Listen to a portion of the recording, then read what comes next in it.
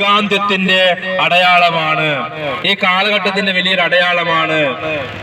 അതിനുശേഷം നീതിയുടെ സമയം ആഗതമാകും.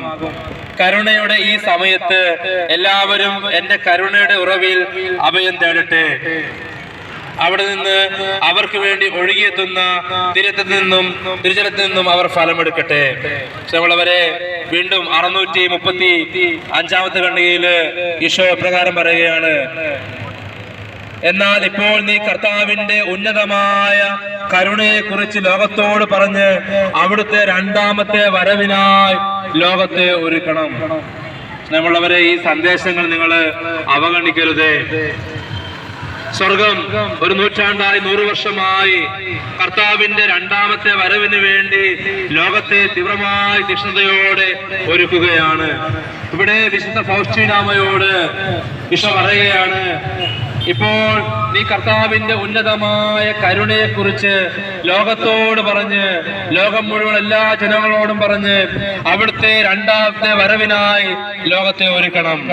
അന്ന് അവൻ വരുന്നത് കരുണാസമ്പന്നനായ രക്ഷകനായിട്ടല്ല, നീതിമാനായ വിധിയാളനായിട്ടായിരിക്കും.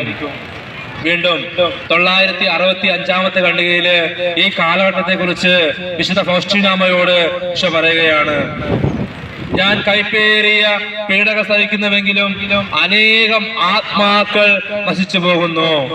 നമ്മളവരെ സ്വർഗമുണ്ട്, നിത്യ നരകമുണ്ട്, ദൈവമുണ്ട്.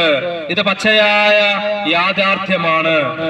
ഇന്ന് അനേകം ആത്മാക്കള്, ആയിരക്കണക്കിന് 10,000-കണക്കിന് ആത്മാക്കള് നിത്യനാശത്തിലേക്ക്, നിത്യ നരകത്തിലേക്ക് കൊപ്പുകുത്തുന്ന ഒരു കാലഘട്ടത്തിലാണ് നമ്മളായിരിക്കുന്നത്. ഈശോ പറയുകയാണ്, ഞാൻ കൈപ്പേറിയ പീഡകൾ സഹിക്കുന്നുവെങ്കിലും അനേകം ആത്മാക്കൾ നശിച്ചു പോകുന്നു.